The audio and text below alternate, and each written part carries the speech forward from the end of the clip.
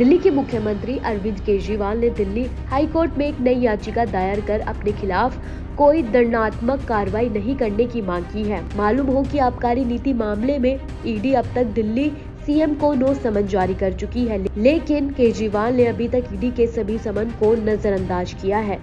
इससे पहले बुधवार को दिल्ली हाई कोर्ट ने उनके मामले की सुनवाई के दौरान अरविंद केजरीवाल के वकील ने कहा कि उन्हें आशंका है कि ईडी उन्हें गिरफ्तार कर लेगी और अगर उन्हें सुरक्षा दी जाती है तो वह ईडी के सामने पूछताछ के लिए पेश होने के लिए तैयार है।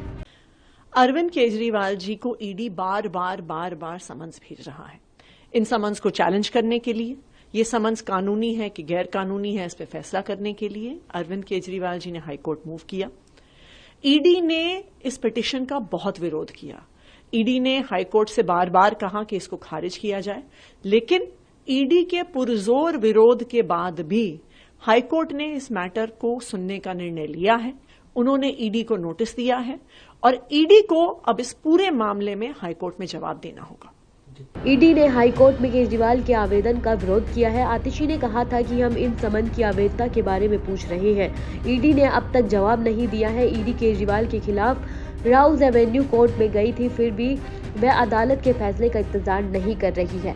साथ ही मैं आपको बता दूं, इस पर बीजेपी नेता बंसूरी सवराज ने कहा, अरविंद केजरीवाल सभी को नसीहत देते थे और अपनी कट्टर ईमानदारी का बखान करते थे। पीएमएलए एक्ट के तहत जब भी समन जाता है तो आपको एजेंसी के सामने पेश होना होता है।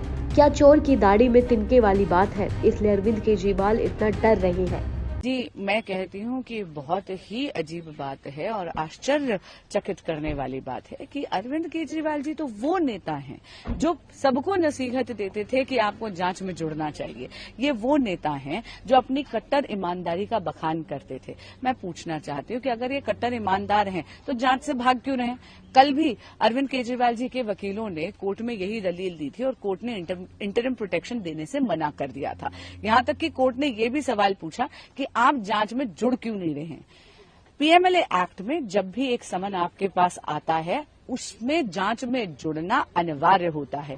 जब जब माननीय मुख्यमंत्री केजरीवाल जी समन्स का निरादर करते हैं तब तक वो सेक्शन 174 ऑफ आईपीसी में एक नया ऑफेंस अपने विरुद्ध खड़ा कर देते हैं। तो मैं जानना चाहती हूँ, चोर की दाढ़ी में तिनके वाली बात है क्या इसीलिए माननीय मुख्यमंत्री जी इतने भयभीत हैं? देखिए, उनकी गिरफ्तारी की भविष्यवाणी केवल आम आदमी पार्टी के लीडर्स करते हैं और माननीय आतिशी जी से मैं यही पूछना चाहूंगी कि आप जो इतना बड़ा ये बयान दे रही हैं, क्या आपने खोल के कोर्ट के ऑर्डर्स नहीं देखे? अरे ट्रायल कोर्ट, हाई कोर्ट और सुप्रीम कोर्ट सबने ये पाया है कि शराब घोटाले में आम आदमी पार्टी के लीडर्स ने 90 से 100 करोड़ रुपए तक के किकबैक्स लिए हैं और इसीलिए बारंबार बेल रिजेक्ट हो रही है आम आदमी पार्टी के लीडर्स की। यहां तक कि अभी हाल ही में सुप्रीम कोर्ट ने तो मनीष सिसोदिया जी की क्यूरेटिव पिटीशन तक डिसमिस कर दी। आप ऐसी ही तमाम जानकारियों के लिए हमारे साथ बने रहें और देखते रहें सहारा समय का डिजिटल प्लेटफॉर्म।